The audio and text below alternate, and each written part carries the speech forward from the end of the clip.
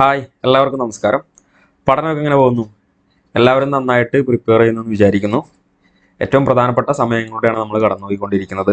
ഇനിയുള്ള ദിവസങ്ങളിലൊക്കെ നന്നായിട്ട് പ്രിപ്പയർ ചെയ്യുക. പറഞ്ഞ പോലെ തന്നെ നമ്മൾ ജൂൺ ലാസ്റ്റ് ആകുമ്പോഴേക്കും സിലബസ് എല്ലാം കംപ്ലീറ്റ് ചെയ്തിട്ട് അപ്പോഴേക്കും ഒന്ന് കംപ്ലീറ്റ് ചെയ്യാൻ ശ്രമിക്കുക. അല്ലെങ്കിൽ ഒരു ജൂൺ ജൂലൈ പകുതിയൊക്കെ ആകുമ്പോഴേക്കും കംപ്ലീറ്റ് ചെയ്യാൻ ശ്രമിക്കുക. അതിനുശേഷം സിലബസിൽ ഓരോ ടോപ്പിക് അനുസരിച്ചിട്ട് നമുക്ക് മോഡൽ എക്സാമുകൾ സ്റ്റാർട്ട് ചെയ്യാനുണ്ട്. മോഡൽ എക്സാം സ്റ്റേറ്റ്മെന്റ് രീതിയിലായിരിക്കും, ചോദ്യങ്ങൾ കൂടുതലും സ്റ്റേറ്റ്മെന്റ് രീതി തന്നെ ആയിരിക്കും.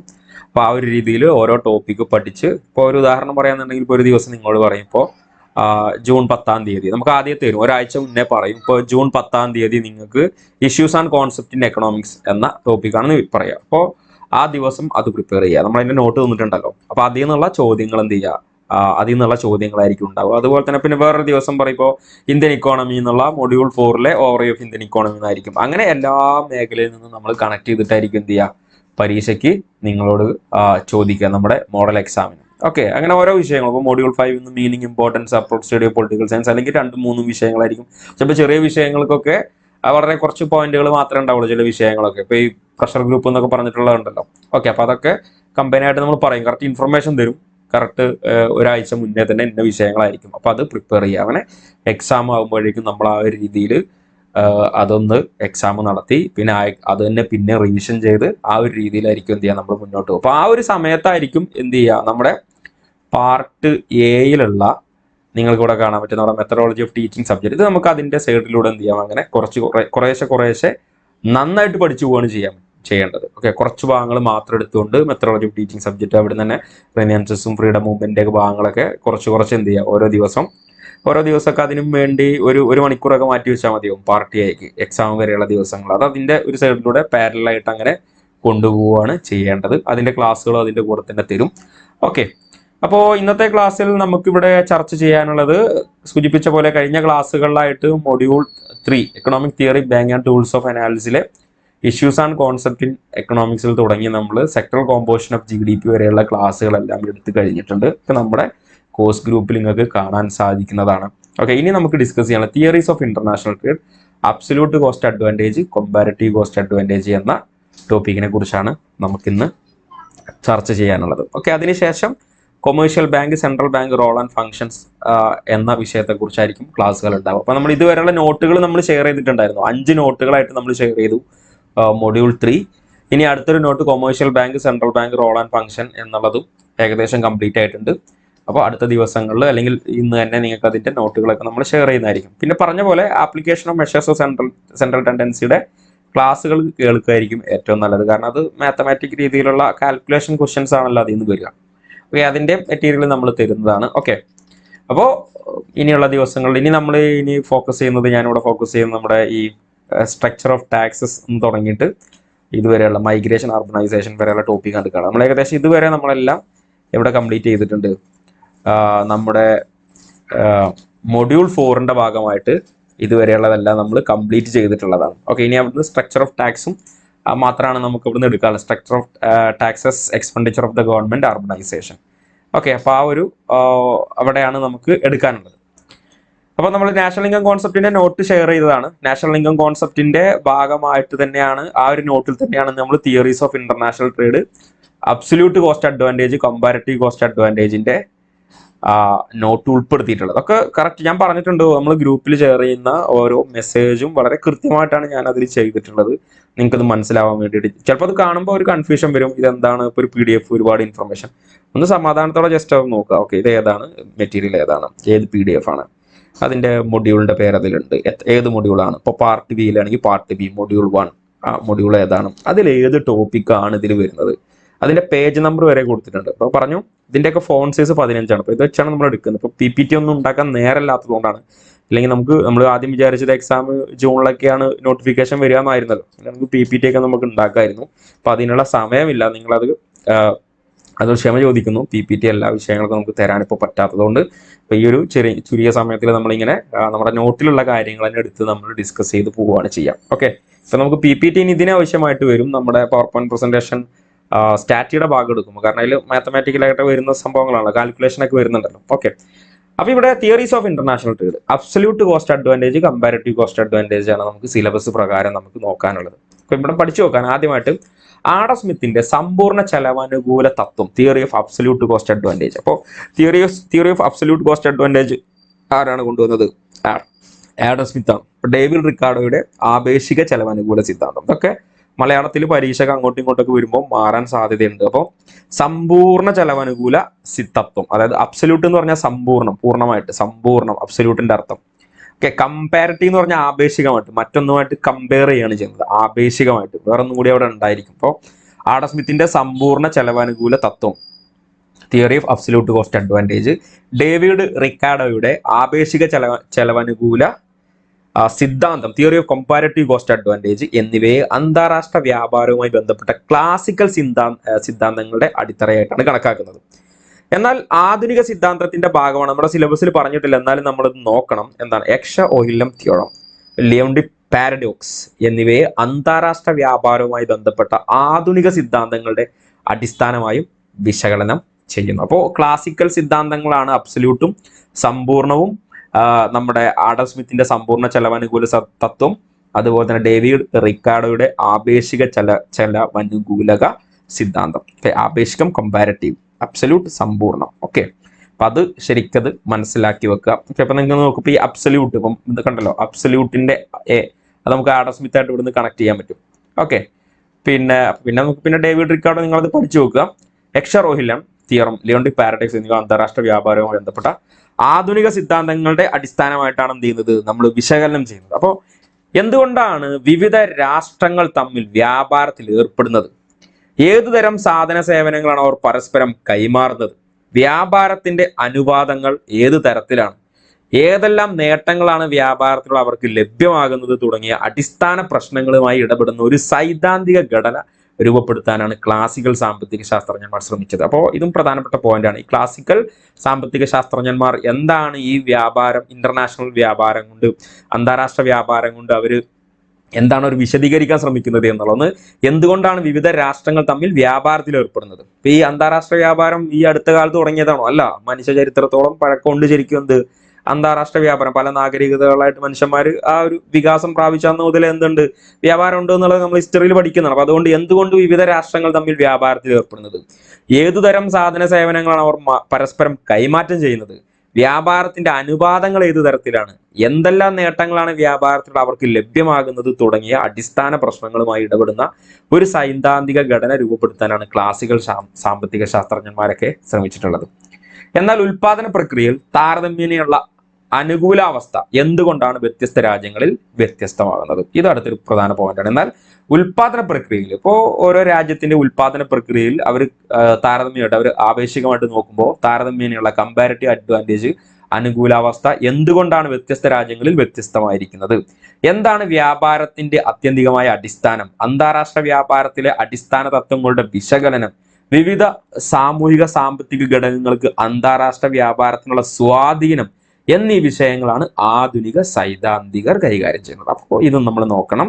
ഈ ക്ലാസിക്കൽസ് എന്താണ് നമ്മുടെ ഈ അന്താരാഷ്ട്ര വ്യാപാരം കൊണ്ട് അവർ അർത്ഥം വെക്കുന്നത്, എന്താണ് അവർ വിശദീകരിക്കുന്നത്, അതുപോലെ ഈ ആധുനിക സാമ്പത്തിക ശാസ്ത്രജ്ഞന്മാർ എന്താണ് ഇതിനെ വിശദീകരിക്കുന്നത്, ആധുനിക സൈദ്ധാന്തികർ കൈകാര്യം ചെയ്യുന്നത്. അപ്പോൾ ആധുനിക സൈദ്ധാന്തികർ കൈകാര്യം ചെയ്യുന്നത് ഉൽപാദന പ്രക്രിയയിൽ താരതമ്യമുള്ള അനുകൂലാവസ്ഥ എന്തുകൊണ്ടാണ് വ്യത്യസ്ത രാജ്യങ്ങളിൽ വ്യത്യസ്തമാകുന്നത്, എന്താണ് വ്യാപാരത്തിന്റെ ആത്യന്തികമായ അടിസ്ഥാനം, അന്താരാഷ്ട്ര വ്യാപാരത്തിലെ അടിസ്ഥാന തത്വങ്ങളുടെ വിശകലനം, വിവിധ സാമൂഹിക സാമ്പത്തിക ഘടകങ്ങൾക്ക് അന്താരാഷ്ട്ര വ്യാപാരത്തിനുള്ള സ്വാധീനം എന്നീ വിഷയങ്ങളാണ് ആധുനിക സൈദ്ധാന്തികർ എന്ത് ചെയ്യുന്നത്, കൈകാര്യം ചെയ്യുന്നത്.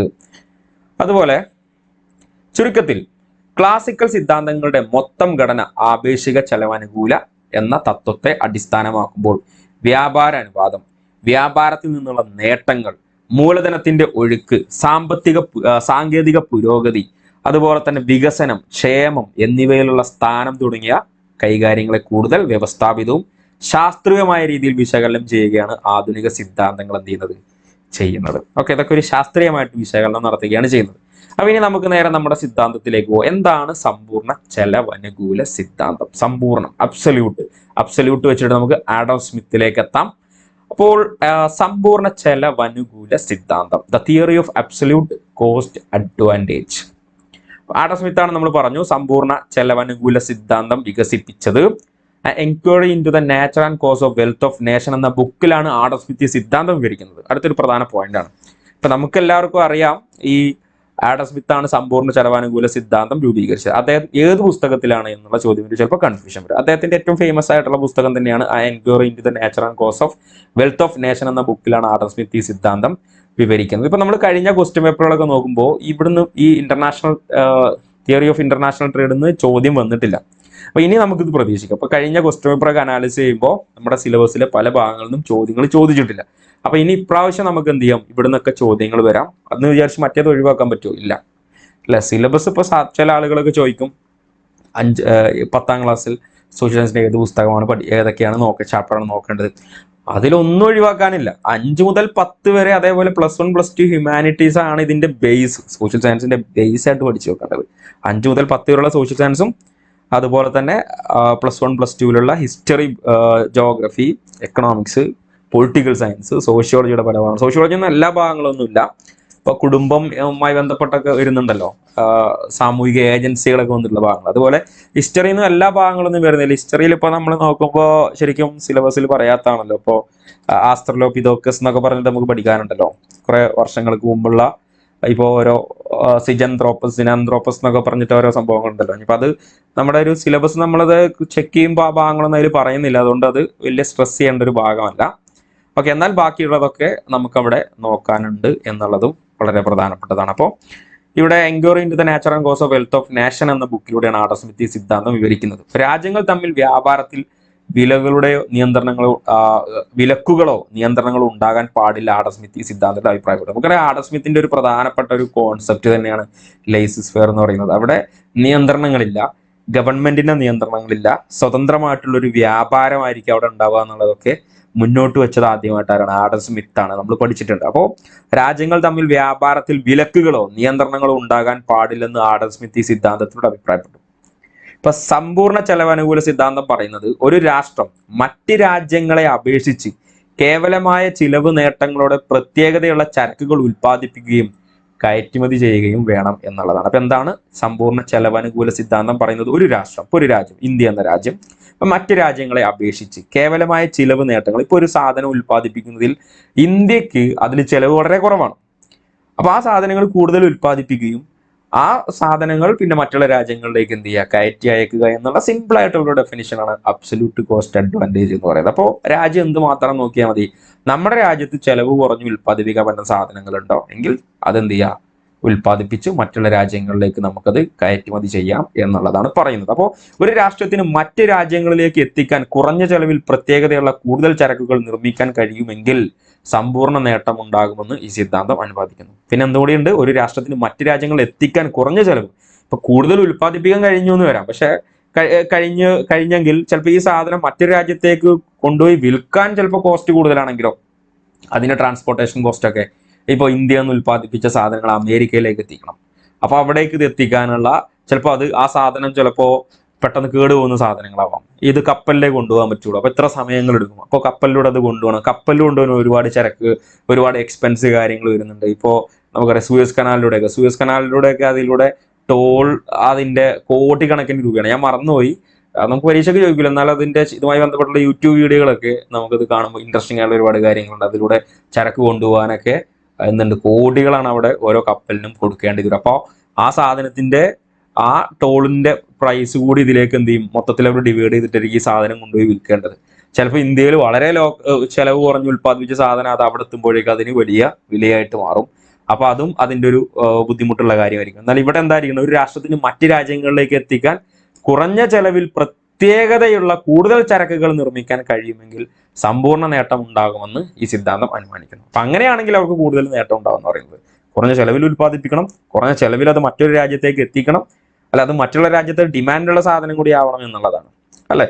അപ്പോ പിന്നെ ഇവിടെ പറയുന്നത് ഉൽപാദനക്ഷമതാ വൈവിധ്യങ്ങൾ വ്യാപാരത്തിൽ നിന്നുള്ള നേട്ടങ്ങളിലേക്ക് എങ്ങനെ നയിക്കുമെന്ന് സമ്പൂർണ്ണ നേട്ട സിദ്ധാന്തം വിശദീകരിക്കും. അപ്പോൾ ഉൽപാദനക്ഷമതാ വൈവിധ്യങ്ങൾ വ്യാപാരത്തിൽ നിന്നുള്ള നേട്ടങ്ങളിലേക്ക് എങ്ങനെ നയിക്കുന്നുവെന്ന് സമ്പൂർണ്ണ നേട്ട സിദ്ധാന്തം വിശദീകരിക്കുന്നു. ഇനി എന്താണ്, ഇപ്പൊ നമ്മൾ എക്കണോമിക്സിൽ പല സിദ്ധാന്തങ്ങളും, ബഹുഭൂരിപക്ഷം സിദ്ധാന്തങ്ങളും നോക്കുമ്പോൾ ഈ സിദ്ധാന്തങ്ങൾക്ക് ഓരോ അസംഷൻസ് ഉണ്ടാവും, അനുമാനങ്ങൾ ഉണ്ടാവും. എന്നാൽ എന്തുകൊണ്ടാണ് ഈ അനുമാനത്തിന്റെ അടിസ്ഥാനത്തിൽ മാത്രമാണ് ഈ സിദ്ധാന്തം വർക്ക് ചെയ്യുള്ളൂ എന്നാണ് പറയുന്നത്, അല്ലെങ്കിൽ ഇത് വർക്കാവില്ല. അപ്പോൾ പറയും ഓരോ സാമ്പത്തിക ശാസ്ത്രജ്ഞന്മാരും അവരുടെ സിദ്ധാന്തങ്ങളിലൂടെ അവർ പറയും അസംഷൻസ് ഉണ്ടായിരിക്കും. അതുകൊണ്ട് തന്നെ ഈ അസംഷങ്ങൾക്ക് തന്നെ അതിന്റെ ക്രിറ്റിസിസം ഉണ്ടായിരിക്കും. അസംഷങ്ങൾ വെച്ചുകൊണ്ട് അതിന്റെ അനുമാനങ്ങൾ എന്ന് പറയും. അപ്പൊ നമുക്ക് അതിന്റെ അനുമാനങ്ങൾ എന്തെല്ലാം എന്ന് നോക്കാം. ചില അനുമാനങ്ങളുടെ അടിസ്ഥാനത്തിലാണ് ഈ തിയറി രൂപീകരിച്ചിരിക്കുന്നത്. ഓക്കെ, എന്തെല്ലാം എന്ന് നോക്കാം. ഉൽപാദന ഏകകമായി തൊഴിലാളികൾ മാത്രമാണ് ഉള്ളത്. അപ്പൊ ഇവിടെ ഉൽപാദനത്തിന് തൊഴിലാളി മാത്രമാണ് ഉള്ളത്.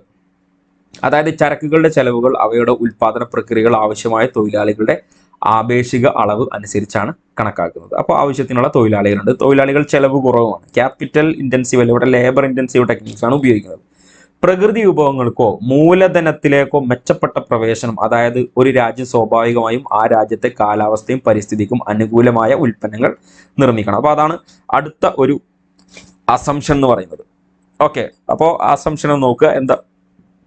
ഓക്കെ,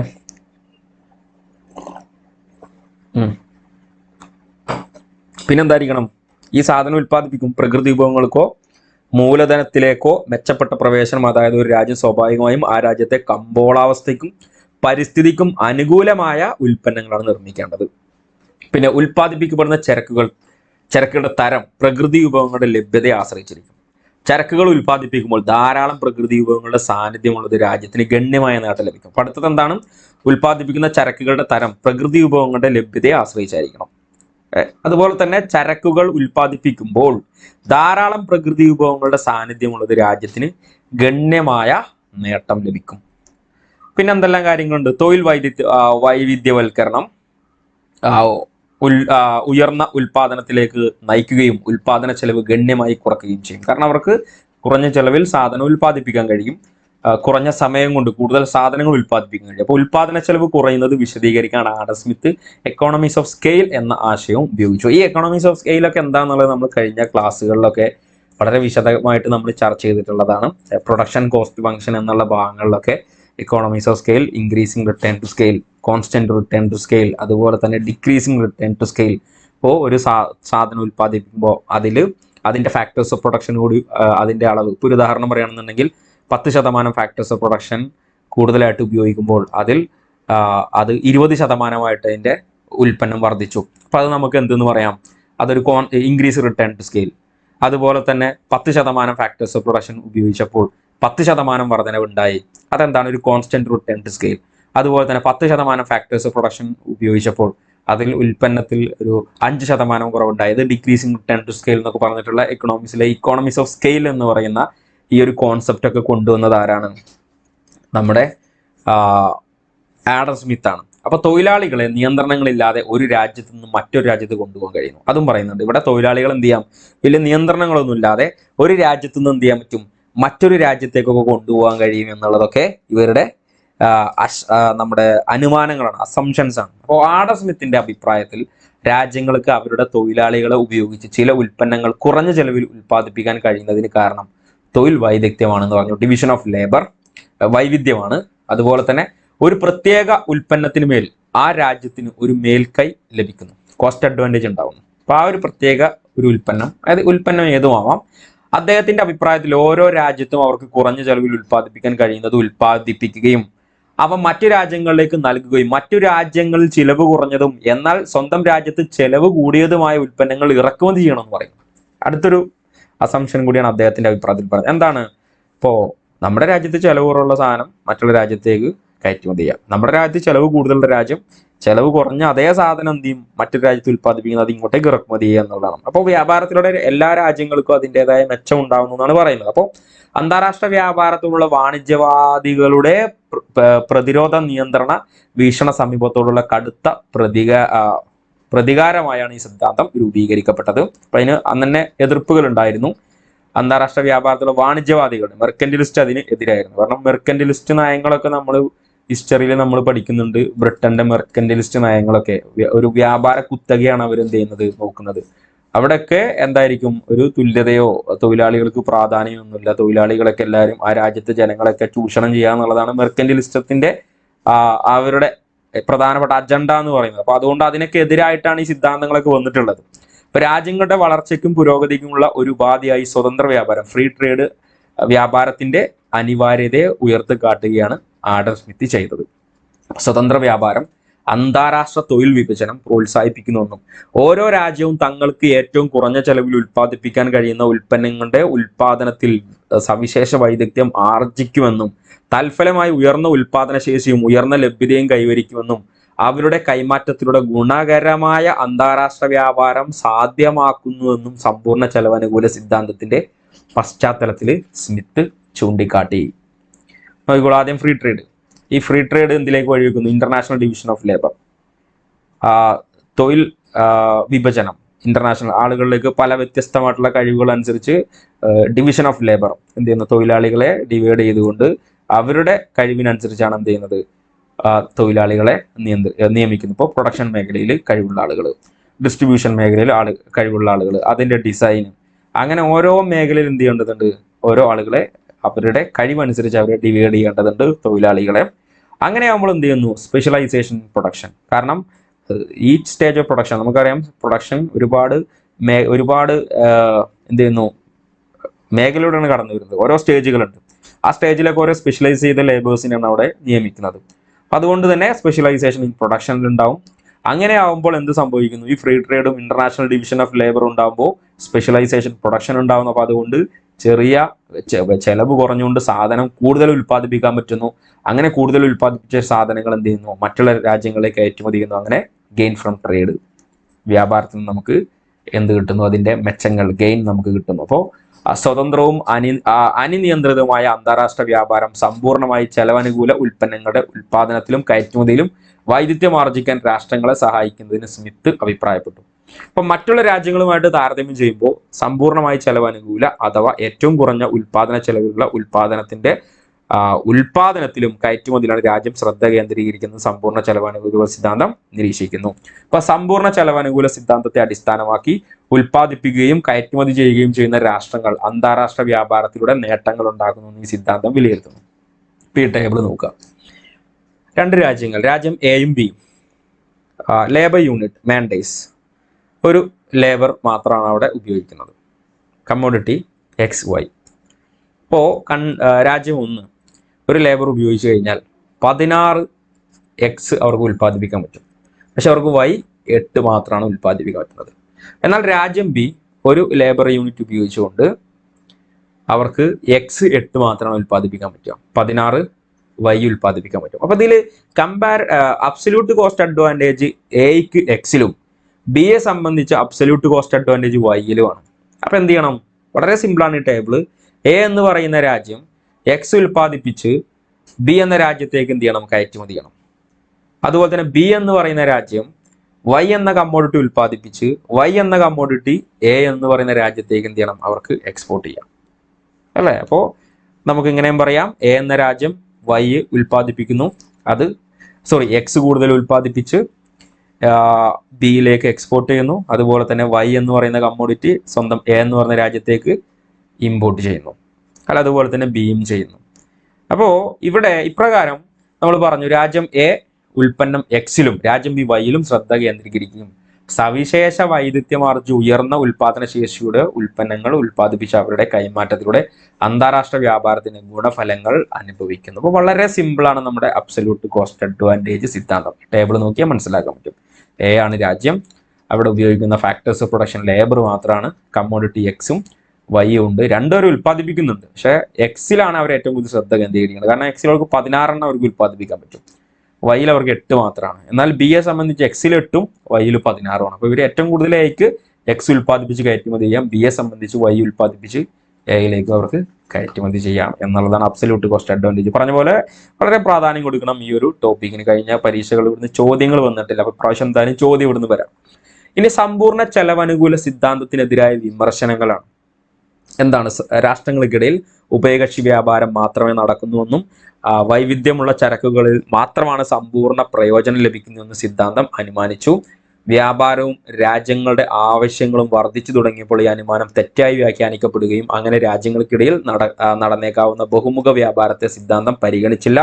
രാഷ്ട്രങ്ങൾക്കിടയിൽ സ്വതന്ത്ര വ്യാപാരം നിലവിലുണ്ടെന്ന് സമ്പൂർണ്ണ പ്രയോജന സിദ്ധാന്തം അനുമാനിച്ചു. രാജ്യങ്ങൾ സ്വീകരിക്കുന്ന സംരക്ഷണ നടപടികളെ ഈ സിദ്ധാന്തം പരിഗണിച്ചില്ല.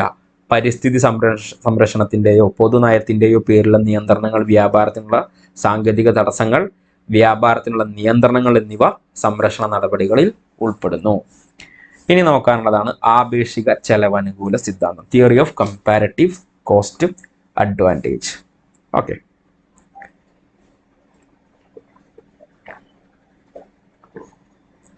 നോക്കാം. അപ്പോൾ ആരാണ് theory of comparative cost advantage കൊണ്ടുവന്നത്? David Ricardo.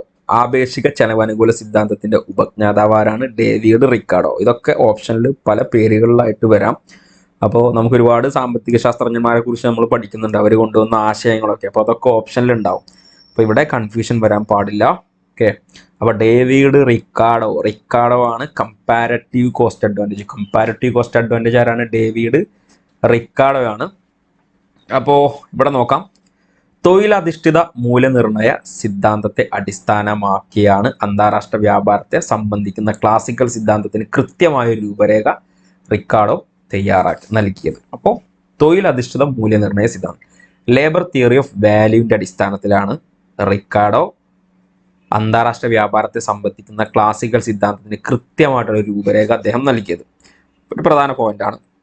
Principle of political economy and taxation എന്ന ബുക്കിലൂടെയാണ് റിക്കാർഡോ ഈ സിദ്ധാന്തം ചെയ്യുന്നത്, വിവരിക്കുന്നത്. അപ്പോൾ principle of political economy and taxation എന്ന ബുക്കിലൂടെയാണ്.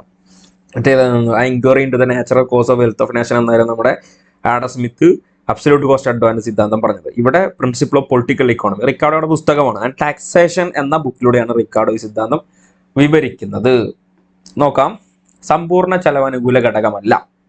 ഇനി ഇവര് പറയാണ്, റിക്കാർഡ് പറയാണ്, സമ്പൂർണ്ണ ചെലവനുകൂല ഘടകമല്ല, മറിച്ച് ആപേക്ഷിക ചെലവനുകൂല ഘടകമാണ് അന്താരാഷ്ട്ര വ്യാപാരത്തെ നിയന്ത്രിക്കുന്ന അടിസ്ഥാന ഘടകമെന്ന് റിക്കാർഡോ അഭിപ്രായപ്പെട്ടു. ഇതൊക്കെ മാറി പരീക്ഷയ്ക്ക് ചോദിക്കാം, അല്ലെങ്കിൽ ഇത് ഇങ്ങനെ അഭിപ്രായപ്പെട്ടത് നമ്മുടെ ആഡം സ്മിത്ത് ആണെന്നൊക്കെ പറഞ്ഞാൽ ചിലപ്പോൾ കൺഫ്യൂഷൻ വരും. അതുകൊണ്ട് സമ്പൂർണ്ണ ചെലവനുകൂല ഘടകമല്ല, ആപേക്ഷിക ചെലവനുകൂല ഘടകമാണ് അന്താരാഷ്ട്ര വ്യാപാരത്തെ നിയന്ത്രിക്കുന്ന അടിസ്ഥാന ഘടകമെന്ന് അഭിപ്രായപ്പെട്ടത് ആരാണെന്ന് ചോദിക്കാം. ആരാണ്? റിക്കാർഡോ ആണ്. അവിടെ Ricardo, Adam Smith, Karl Marx എന്നൊക്കെ പറഞ്ഞ ഓപ്ഷനിൽ ഉണ്ടാവും. ഓക്കെ, അപ്പോൾ ഇവിടെ കൺഫ്യൂഷൻ വരരുത്. അപ്പോൾ ആപേക്ഷികമായിട്ട് ചെലവനുകൂല ഉൽപ്പന്നങ്ങളുടെ ഉൽപാദനത്തിലും കയറ്റുമതിയിലും രാജ്യങ്ങൾ ശ്രദ്ധ കേന്ദ്രീകരിക്കുകയും താരതമ്യേന ചെലവ് കൂടുതലായ ഉൽപ്പന്നങ്ങൾ മറ്റു രാജ്യങ്ങളിൽ നിന്ന് ഇറക്കുമതി ചെയ്യുകയും ചെയ്യുന്നു എന്നതാണ് ആപേക്ഷിക ചെലവനുകൂല സിദ്ധാന്തത്തിന്റെ അടിസ്ഥാനം. നമ്മൾ നേരത്തെ പറഞ്ഞു. അപ്പൊ തൊഴിലധിഷ്ഠിത മൂല്യനിർണയ തത്വം അടിസ്ഥാനമാക്കി താരതമ്യേന ചെലവനുകൂല ഘടകം ഉയർന്നു നിൽക്കുന്ന അല്ലെങ്കിൽ താരതമ്യേന ചെലവ് പ്രതികൂല ഘടകം കുറഞ്ഞു നിൽക്കുന്ന ഉൽപ്പന്നങ്ങളുടെ ഉൽപാദനത്തിലും കയറ്റുമതിയിലാണ് ഓരോ രാജ്യവും വൈദഗ്ധ്യം ആർജിക്കുന്നതെന്നും തൽഫലമായി അന്താരാഷ്ട്ര വ്യാപാരത്തിന്റെ ഗുണഭോക്താക്കളായി മാറുന്നുവെന്നാണ് റിക്കാർഡോയുടെ ആപേക്ഷിക ചെലവനുകൂല സിദ്ധാന്തത്തിന്റെ സാരാംശം. അപ്പോൾ ഇത് വളരെ പ്രധാനപ്പെട്ട ഒരു ഭാഗം. നമുക്ക് നോക്കാം എന്താണ് തൊഴിലധിഷ്ഠിത മൂല്യനിർണയ തത്വം അടിസ്ഥാനമാക്കി താരതമ്യേന ചെലവനുകൂല ഘടകം ഉയർന്നു നിൽക്കുന്നത്. അങ്ങനെ പറഞ്ഞാൽ എന്താണ്? ഇപ്പൊ ചെലവനുകൂല ഘടകം, ഇപ്പോൾ സാധനങ്ങൾ ഉൽപ്പാദിപ്പിക്കുന്നതിനുള്ള ചെലവ് അത് വളരെ കുറവാണ് എന്നുണ്ടെങ്കിൽ അവർക്ക് എന്ത് ചെയ്യാം? അല്ലെങ്കിൽ താരതമ്യേന ചെലവ് പ്രതികൂല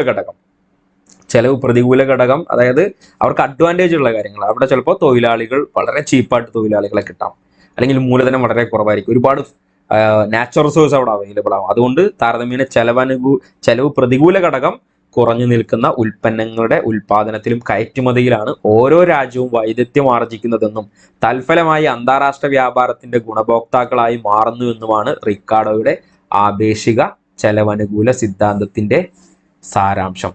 ഇപ്പൊ രണ്ട് രാജ്യങ്ങൾ ഉദാഹരണം പറയണം. ഇതിന്റെ അസംഷൻ ആയിട്ട് പറയുമ്പോൾ രണ്ട് രാജ്യങ്ങളാണ്. ഇപ്പൊ പോർച്ചുഗൽ, ഇംഗ്ലണ്ട്, രണ്ട് ഉൽപ്പന്നങ്ങളാണ്, വൈനും ക്ലോത്തും. ഒരു ഉൽപാദക ഘടകം മാത്രമാണുള്ളത്. അപ്പൊ അതുകൊണ്ട് 2x2x1 എന്ന മാതൃകയിലാണ് ഈ സിദ്ധാന്തത്തെ റിക്കാർഡോ വിശദീകരിച്ചു. വളരെ വളരെ വളരെ പ്രധാനപ്പെട്ട ഒരു പോയിന്റാണ്. ഇതൊക്കെ പരീക്ഷയ്ക്ക് ചോദിക്കാം. 2x2x1 എന്ന മാതൃകയിൽ സിദ്ധാന്തത്തെ വിശദീകരിച്ചത് ആരാണ് എന്നുള്ള ചോദ്യം വരാം. അപ്പൊ ഇവിടെ 2 എന്നുള്ളത് ആദ്യം രണ്ട് രാജ്യങ്ങളാണ്, പിന്നെ രണ്ട് ഉൽപ്പന്നങ്ങളാണ്. അത് ഏതുമാവും. ഇവിടെ വൈനും ക്ലോത്തുമാണ് എടുത്തിട്ടുള്ളത്. ഇവിടെ ഒരു ഉൽപാദക ഘടകം മാത്രമാണുള്ളത്. അപ്പൊ മാതൃകയിലാണ് ഈ സിദ്ധാന്തത്തെ റിക്കാർഡോ വിശദീകരിച്ചത്. 3 ഘടകങ്ങളെയാണ് ഈ സിദ്ധാന്തം വിശകലനം ചെയ്യുന്നത്. ഏതൊക്കെയാണ്? ഒന്ന്, തൊഴിൽ ചെലവിന്റെ ഘടകം, ലേബർ കോസ്റ്റ് സ്ട്രക്ചർ, ആപേക്ഷിക ചെലവനുപാതം, കമ്പാരറ്റീവ് കോസ്റ്റ് റേഷ്യോ, അന്താരാഷ്ട്ര വ്യാപാരത്തിൽ നിന്നുള്ള നേട്ടങ്ങളുടെ വിശകലനം, analysis of gains from international trade, അപ്പോൾ ഏതൊക്കെയാണ്? ഒന്ന്, തൊഴിൽ ചെലവിന്റെ ഘടന നോക്കണം. രണ്ട്, ആപേക്ഷിക ചെലവനുകൂലം കമ്പാരറ്റീവ് കോസ്റ്റ് അഡ്വാൻറ്റേജ് നോക്കണം. അന്താരാഷ്ട്ര വ്യാപാരത്തിൽ നിന്നുള്ള നേട്ടങ്ങളുടെ വിശകലനം നോക്കണം. അപ്പൊ അതുകൊണ്ട് ഈ 3 സിദ്ധാന്തമാണ് ഇവിടെ വിശകലനം ചെയ്യുന്നത്. 3 തരത്തിലുള്ള ചെലവിനെ അടിസ്ഥാനത്തിലാണ് ഈ സിദ്ധാന്തം വിവരിക്കുകയും ചെയ്യുന്നത്. ഒന്ന്, absolute difference in cost, equal difference in cost, then comparative difference in cost. Okay, അപ്പൊ നമുക്ക് ആദ്യം നോക്കാം. അബ്സല്യൂട്ട് ഡിഫറൻസ് ഇൻ കോസ്റ്റ് നോക്കാം. എന്താണ്? ഇവിടെ 2 ഉൽപ്പന്നങ്ങളാണ്. ഒന്ന് എക്സും വൈയും ആണ്. 2 രാജ്യങ്ങൾ എയും ബിയും ആണ്. എ എന്ന രാജ്യം 1 യൂണിറ്റ് തൊഴിലാളിയെ കൊണ്ട് 10 യൂണിറ്റ് എക്സും 5 യൂണിറ്റ് വൈയും എ എന്ന രാജ്യത്ത് ഉൽപ്പാദിപ്പിക്കാം. ബി എന്ന രാജ്യത്ത് 1 യൂണിറ്റ് തൊഴിലാളിയെ കൊണ്ട് 5 യൂണിറ്റ് എക്സും 10 യൂണിറ്റ് വൈ ഉൽപ്പാദിപ്പിക്കാമെങ്കിൽ എ എന്ന രാജ്യം എക്സ് ഉൽപ്പാദിപ്പിക്കുകയും ബിയിൽ നിന്ന് വാങ്ങുകയും വേണം. അപ്പൊ നമ്മൾ നേരത്തെ പറഞ്ഞ സിദ്ധാന്തത്തിന്റെ അടിസ്ഥാനത്തിൽ അബ്സല്യൂട്ട് ഡിഫറൻസ് ഇൻ കോസ്റ്റ്. ഇനി ഇവിടെ അതായത് നമ്മുടെ ആഡം സ്മിത്ത് ഒക്കെ പറഞ്ഞല്ലോ, അതിന്റെയൊക്കെ അടിസ്ഥാനത്തിലാണ് ഈ അബ്സല്യൂട്ട് ഡിഫറൻസ് ഇൻ കോസ്റ്റ്. അപ്പൊ ഇവിടെ എ എന്ന രാജ്യം 1 യൂണിറ്റ് തൊഴിലാളിയെ കൊണ്ട് 10 യൂണിറ്റ് എക്സും 5 യൂണിറ്റ് വൈയും എ എന്ന രാജ്യത്ത് ഉൽപ്പാദിപ്പിക്കാം. അപ്പൊ ബി എന്ന രാജ്യത്ത് നിന്ന് 1 യൂണിറ്റ് തൊഴിലാളിയെ ഉപയോഗിച്ച് 5 യൂണിറ്റ് എക്സും 10 യൂണിറ്റ് വൈയും ഉൽപ്പാദിപ്പിക്കാമെങ്കിൽ എ എന്ന രാജ്യം എന്ത് ചെയ്യണം? എക്സ് ഉൽപ്പാദിപ്പിക്കുകയും ബിയിൽ നിന്ന് വാങ്ങുകയും വേണം. ബിയിൽ നിന്ന് എന്ത് വാങ്ങണം? വൈ വാങ്ങുകയും വേണം. ഓക്കെ, ഇനി ഈക്വൽ ഡിഫറൻസ് ഇൻ കോസ്റ്റ് നോക്കും. ഇവിടെ 2 രാജ്യങ്ങൾക്ക് 2 ഉൽപ്പന്നങ്ങൾ ഉൽപ്പാദിപ്പിക്കാൻ ഒരേ ചിലവാണ് ഉള്ളത്. ഇത്തരം സന്ദർഭങ്ങളിൽ വ്യാപാരത്തിൽ നിന്ന് 2 രാജ്യത്തിനും ഗുണം ലഭിക്കുന്നില്ല. ഇപ്പോൾ 2 രാജ്യത്തിന് നിങ്ങൾ നോക്കുക, ഈ 2 രാജ്യങ്ങൾക്കും പോർച്ചുഗലിലും ഇംഗ്ലണ്ടിലും ഈ 2 സാധനങ്ങളും അവർക്ക് അവിടെ ഉൽപ്പാദിപ്പിക്കാൻ ഒരേ ചിലവാണെങ്കിൽ രണ്ടാൾക്കൂടെ ഗുണം ലഭിക്കുന്നില്ല. അവർക്ക് അവിടെ രാജ്യത്തിനകത്ത് അവർക്ക് വിൽക്കാം എന്നുള്ളതാണ്. ഇനി കമ്പാരറ്റീവ് ഡിഫറൻസ് ഇൻ കോസ്റ്റിലേക്ക് വരുമ്പോൾ ഇത്തരം സന്ദർഭങ്ങളിൽ എ അല്ലെങ്കിൽ ബി എന്ന രാജ്യത്ത് താരതമ്യേന എക്സും വൈയും 2 ഉൽപ്പന്നങ്ങൾ ഉൽപ്പാദിപ്പിക്കാനും എ അല്ലെങ്കിൽ ബി എന്ന രാജ്യത്തെക്കാളും ഉൽപാദന ചെലവ് കുറവായിരിക്കും. ഉദാഹരണത്തിന്, എ എന്ന രാജ്യത്ത് എക്സും വൈയും 2 ഉൽപ്പന്നങ്ങൾ ഉൽപ്പാദിപ്പിക്കുന്നുണ്ട് എന്ന് കരുതുക. 2 ഉൽപ്പന്നങ്ങൾ ഉൽപ്പാദിപ്പിക്കാനുള്ള ചെലവ് ബി എന്ന രാജ്യത്തെക്കാളും കുറവാണെന്ന് കരുതുക. ഓക്കെ, അപ്പോ ഇത്തരം സന്ദർഭങ്ങളിൽ എ എന്ന രാജ്യം താരതമ്യേന ഏറ്റവും ചിലവ് കുറഞ്ഞ ഉൽപ്പന്നം ഉൽപ്പാദിപ്പിക്കുകയും മറ്റേത് ബി എന്ന രാജ്യത്ത് നിന്ന് വാങ്ങുകയും ചെയ്താൽ വ്യാപാരം കൊണ്ട് 2 രാജ്യത്തിനും എന്ത് ചെയ്യുന്നു? ഗുണം ലഭിക്കുന്നു എന്നുള്ളതാണ് പറയുന്നത്. അപ്പൊ ഇവിടെ ബി കമ്പയർ ചെയ്യുമ്പോൾ ബി എന്ന് പറഞ്ഞ രാജ്യം, ഇപ്പൊ നിങ്ങൾ നോക്കുക, രണ്ടും എ എന്ന രാജ്യത്ത് ഉൽപാദന ചെലവ് കുറവാണ്. എന്നാൽ ബിയെ സംബന്ധിച്ച് ഒരു സാധനത്തിൽ എന്ത് ചെയ്യാം? ഇപ്പോ എക്സ് വൈ, എ എന്ന രാജ്യത്ത് എക്സും വൈയും 2നും ഉൽപാദന ചെലവ് കുറവാണ്. എന്നാൽ ബിയെ സംബന്ധിച്ച് വൈയിൽ മാത്രമാണ് എന്ത് ചെയ്യുന്നത്? അവർക്ക് ഉൽപാദന ചെലവ് കുറവുള്ളത്. അവർക്ക് അവിടെ കൂടുതൽ ഉൽപ്പാദിപ്പിക്കാൻ പറ്റും. അപ്പൊ ഈ ഒരു സാഹചര്യത്തിൽ എന്ത് ചെയ്യുക? അവിടെ എ എന്ന രാജ്യത്തെ സംബന്ധിച്ച് എക്സും കൂടുതൽ ഉൽപ്പാദിപ്പിക്കുന്നു, മറ്റു രാജ്യത്തേക്ക് കൊടുക്കുന്നു. അവരെന്ത് ചെയ്യണം? വൈയിൽ നിന്ന് എന്ത് ചെയ്യണം? അവരിങ്ങോട്ടേക്ക് വാങ്ങുകയോ അല്ലെങ്കിൽ അവിടെ നിന്ന് ഇങ്ങോട്ടേക്ക് ഇറക്കുമതിയും ചെയ്യണം എന്നുള്ളതാണ് കമ്പാരറ്റീവ് കോസ്റ്റ് അഡ്വാൻറ്റേജ് പറയുന്നത്. അപ്പോ താരതമ്യ ചെലവ് നേട്ട സിദ്ധാന്തത്തിന്റെ വിമർശനങ്ങളാണ്. ഇപ്പൊ ധാരാളം ചരക്കുകളും നിരവധി രാജ്യങ്ങളും ഉള്ളതിനാൽ ഏത് ചരക്ക് രാജ്യങ്ങൾക്ക് താരതമ്യേന ചെലവ് നേട്ടം ഉണ്ടാകുമെന്ന് തീരുമാനിക്കുന്നത് യഥാർത്ഥ ലോകത്ത് കൂടുതൽ സങ്കീർണമാണ്. ഗതാഗത ചെലവിന്റെ പ്രത്യാഘാതങ്ങളെ സിദ്ധാന്തം അവഗണിക്കുന്നു. എന്നിരുന്നാലും ഗതാഗത ചെലവുകൾ ചേർത്ത് കഴിഞ്ഞാൽ താരതമ്യ നേട്ടം നഷ്ടപ്പെട്ടേക്കാം. റിക്കാർഡോയുടെ ഈ സിദ്ധാന്തത്തിലെ വ്യാപാരത്തിൽ നിന്നുള്ള നേട്ടങ്ങളുടെ സാധ്യതയ്ക്ക് ആവശ്യമായ ഏക വ്യവസ്ഥ രാജ്യങ്ങൾക്കിടയിൽ വില അനുപാതങ്ങൾ വ്യത്യാസപ്പെട്ടിരിക്കണം എന്നതാണ്. റിക്കാർഡോ ഡിമാൻഡ് പങ്ക് പൂർണ്ണമായും അവഗണിക്കുകയും വിതരണ ഭാഗത്തു നിന്നുള്ള വ്യാപാരം വിശദീകരിക്കുകയും ചെയ്തു. അതുപോലെ 2 രാജ്യങ്ങളുമായുള്ള വ്യാപാരത്തിന്റെ കാര്യത്തിലും 2 ചരക്കുകൾക്ക് മാത്രമായി ഈ സിദ്ധാന്തത്തിലെ തത്വം പ്രയോഗിച്ചു. അതിനാൽ തത്വത്തിന് പ്രായോഗികമായ പരിമിതിയുണ്ട്. അതിനാൽ മൾട്ടിലാറ്ററൽ ട്രേഡ് വിശദീകരിക്കാൻ ഈ സിദ്ധാന്തത്തിന് കഴിയില്ല. ഓക്കെ, ഇതൊക്കെ വിമർശനങ്ങളാണ്. മൾട്ടിലാറ്ററൽ ട്രേഡ് വിശദീകരിക്കാൻ ഈ സിദ്ധാന്തത്തിന് കഴിയില്ല എന്നുള്ളത്. ഇനി എക്ഷർ ഒഹിലം തിയറം, മൂന്നാമത്തെ, നമ്മുടെ സിലബസിൽ പറഞ്ഞിട്ടില്ല, എന്നാലും നമ്മളത് നോക്കണം. നമ്മുടെ ടെക്സ്റ്റ് ബുക്കിലൊക്കെ ഇത് ഡിഗ്രി ടെക്സ്റ്റ് ബുക്കിലൊക്കെ നമുക്കിത് കാണാൻ പറ്റും. എക്ഷർ ഒഹിലം തിയറം എന്താണെന്ന് നോക്കാം. അപ്പോൾ എന്തുകൊണ്ടാണ് രാഷ്ട്രങ്ങൾക്കിടയിൽ ആപേക്ഷിക ചെലവനുകൂല ഘടകം നിലനിൽക്കുന്നതെന്ന സമസ്യയ്ക്ക് ഉത്തരം കണ്ടെത്താൻ ശ്രമിച്ച എലി എക്ഷറും ബെർലിൻ ഒഹിലിനുമാണ് theory of factor endowment, theory of factor proportion എന്നീ പേരുകൾ കൂടി അറിയപ്പെടുന്ന എച്ച്ഒ തിയറം വികസിപ്പിച്ചത്. അപ്പൊ H O theorem, Heckscher Ohlin theorem എന്തെല്ലാം പേരിൽ അറിയപ്പെടുന്നു? തിയറി ഓഫ് ഫാക്ടർ എൻഡോമെന്റ് എന്നും തിയറി ഓഫ് ഫാക്ടർ പ്രൊപ്പോർഷൻ എന്നീ പേരിൽ കൂടി അറിയപ്പെടുന്നു. ആരൊക്കെയാണ് ഇത് കൊണ്ടുവന്നത്? ആ പേര് അതിൽ തന്നെയുണ്ട്. എലി എക്ഷറും ബെർലിൻ ഒഹിലിനുമാണ് ഈ സിദ്ധാന്തം രൂപീകരിച്ചത്. അപ്പൊ തിയറി ഓഫ് ഫാക്ടർ എൻഡോമെന്റും തിയറി ഓഫ് ഫാക്ടർ പ്രൊപ്പോർഷൻ എന്നീ പേരുകൾ എച്ച്ഒ തിയറം വികസിപ്പിച്ചെടുത്തു. അപ്പൊ ഉൽപാദന ഘടകങ്ങളുടെ താരതമ്യേനയുള്ള ലഭ്യതയും തൽഫലമായി ഉണ്ടാകുന്ന വില വ്യത്യാസവുമാണ് രാജ്യങ്ങൾക്കിടയിൽ ഉൽപാദനത്തിന്റെ രീതി, വൈവിധ്യവൽക്കരണം, സ്പെഷ്യലൈസേഷൻ, വ്യാപാരം എന്നിവ നിശ്ചയിക്കുന്ന ഘടകങ്ങളായാണ് ഇവർ അഭിപ്രായപ്പെടുന്നത്. അപ്പോ എന്താണ് ഉൽപാദന ഘടകം താരതമ്യേനയുള്ള ലഭ്യതയും തൽഫലമായി ഉണ്ടാകുന്ന വില വ്യത്യാസങ്ങളുമാണ് രാജ്യങ്ങൾക്കിടയിൽ ഉൽപാദന രീതി, വൈവിധ്യവൽക്കരണം, സ്പെഷ്യലൈസേഷൻ, വ്യാപാരം എന്നിവ നിശ്ചയിക്കുന്ന ഘടകങ്ങളാണ് ഇവർ അഭിപ്രായപ്പെടുന്നത്. അപ്പൊ ഘടകങ്ങളോടെ പറഞ്ഞു. ചില രാജ്യങ്ങൾ കൂടുതൽ മൂലധനവും മറ്റു ചില രാജ്യങ്ങൾ കൂടുതൽ തൊഴിലാളിയും ലഭ്യമാണെന്നും മൂലധനം അധികമുള്ള രാജ്യങ്ങൾ, അതിൽ ക്യാപിറ്റൽ സർപ്ലസ് കൺട്രീസ് അല്ലെങ്കിൽ ക്യാപിറ്റൽ ഇന്റൻസീവ് കൺട്രി, മൂലധനം കൂടുതലായി ഉപയോഗിക്കപ്പെടുന്ന തരം ഉൽപ്പന്നങ്ങളുടെ ഉൽപാദനത്തിലും കയറ്റുമതിയിലും തൊഴിലാളികൾ അധിഷ്ഠിതമായ രാജ്യങ്ങൾ ലേബർ സർപ്ലസ് അല്ലെങ്കിൽ ലേബർ ഇന്റൻസീവ്, തൊഴിലാളികളെ കൂടുതലായി ഉപയോഗിക്കുന്ന തരം ഉൽപ്പന്നങ്ങളുടെ ഉൽപാദനത്തിലും കയറ്റുമതിയിലും ശ്രദ്ധ കേന്ദ്രീകരിക്കണമെന്നും വൈവിധ്യമാർജിക്കുകയും പരസ്പരം ഗുണകരമായ അന്താരാഷ്ട്ര വ്യാപാരം സാധ്യമാക്കുകയും ചെയ്യുന്നുവെന്ന നിരീക്ഷണമാണ് എച്ചോ സിദ്ധാന്തത്തിന്റെ അടിസ്ഥാനം. വളരെ സിമ്പിളാണ്. എ എന്ന രാജ്യത്ത് ചെലവ് കുറവുള്ളത് ക്യാപിറ്റൽ ഇന്റൻസീവ് ആണ്, മൂലധന തീവ്രത അല്ലെങ്കിൽ മൂലധനം അധികമുള്ള രാജ്യമാണ്. അപ്പോൾ ഒരു മൂലധനം ഉപയോഗിച്ചുകൊണ്ടുള്ള സാധനങ്ങൾ ഉൽപ്പാദിപ്പിച്ചുകൊണ്ട് എന്ത് ചെയ്യാം, മറ്റുള്ള രാജ്യത്ത് കയറ്റുമതി ചെയ്യാം. ബി എന്ന് പറയുന്ന രാജ്യത്തെ സംബന്ധിച്ച് അവിടെ മൂലധനം വളരെ കോസ്റ്റും എന്നാൽ തൊഴിലാളികൾ വളരെ ചെലവ് കുറവുമാണെന്നുണ്ടെങ്കിൽ തൊഴിലാളികൾ ഉപയോഗിച്ചുകൊണ്ട് ലേബർ ഇന്റൻസീവ് ഉപയോഗിച്ചുകൊണ്ടുള്ള സാധനങ്ങൾ ഉൽപ്പാദിപ്പിക്കുകയും മറ്റുള്ള രാജ്യങ്ങളിലേക്ക് കയറ്റുമതി ചെയ്യുകയും ചെയ്യേണ്ടത് എന്നാണ് ആര് പറഞ്ഞത്? എക്ഷർ ഒഹില്ലം സിദ്ധാന്തം പറഞ്ഞിട്ടുള്ളത്. ഓക്കെ, അപ്പൊ ഇത്രയും കാര്യങ്ങളാണ് നമുക്കിവിടെ പഠിക്കാനുള്ളത്. അപ്പോൾ നമ്മൾ ഇതിന്റെ നോട്ട് ഷെയർ ചെയ്തിട്ടുണ്ടായിരുന്നു. ഈ നോട്ടിൽ നാഷണൽ ഇൻകം കോൺസെപ്റ്റും sectoral composition of GDP, theories of international trade, absolute cost advantage, comparative cost advantage എന്നുള്ള രീതിയിലാണ് ഇവിടെ കൊടുത്തിട്ടുണ്ടായിരുന്നത്. ഓക്കെ, അപ്പോൾ ഇതെന്ത് ചെയ്യുക, നന്നായിട്ട് ഇത് പഠിക്കുക. നോട്ട് പ്രിന്റ് എടുത്ത് പഠിക്കാവുന്നതാണ്. പറഞ്ഞ പോലെ ഒരു A4 ഷീറ്റിന്റെ മുന്നിൽ ബാക്കി 2 പേജൊക്കെ വെച്ചെടുത്ത് എടുക്കുക. അപ്പോൾ സംശയങ്ങളൊക്കെ ഉണ്ടെങ്കിൽ എന്ത് ചെയ്യുക, നിങ്ങൾക്ക് ചോദിക്കാവുന്നതാണ്. അപ്പോൾ ഞാൻ ഇതിന് മുന്നേ എടുത്ത ക്ലാസ്സിലൊക്കെ ഡൗട്ട് ഉണ്ടെങ്കിൽ നിങ്ങൾക്ക് എന്ത് ചെയ്യാം, പേഴ്സണലായിട്ട് നിങ്ങൾക്ക് എന്നോട് ചോദിക്കാവുന്നതാണ്. എൻ്റെ നമ്പറൊക്കെ നിങ്ങളുടെ കയ്യിലുണ്ടല്ലോ. അപ്പോൾ ഇത്രയും കാര്യങ്ങളാണ് ഈ ഒരു ക്ലാസ്സിൽ നമുക്ക് പറയാനുള്ളത്. ഇനി അടുത്ത ക്ലാസ്സിൽ നമ്മൾ ഡിസ്കസ് ചെയ്യാൻ പോകുന്നത് ഏതാണ്? Commercial bank and central bank role and function.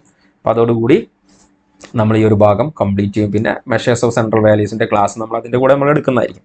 അപ്പോൾ ഇനി ഇതിലൊക്കെ എന്തെങ്കിലുമൊക്കെ വിട്ടുപോയിട്ടുണ്ടെങ്കിൽ അതൊക്കെ നമ്മൾ ഇനി അവസാനം ഒരു ഫൈനൽ ടച്ചിൽ എന്ത് ചെയ്യും, എല്ലാ കാര്യങ്ങളും നമ്മൾ റിവിഷൻ ഭാഗത്ത് അത് നമ്മൾ ഉൾപ്പെടുത്തിയിരിക്കുന്നതാണ്. ഓക്കെ, അപ്പോൾ ഇതൊക്കെ നന്നായിട്ട് എന്ത് ചെയ്യുക, പ്രിന്റ് എടുത്ത് നിങ്ങൾ പഠിക്കുക. Okay, thank you.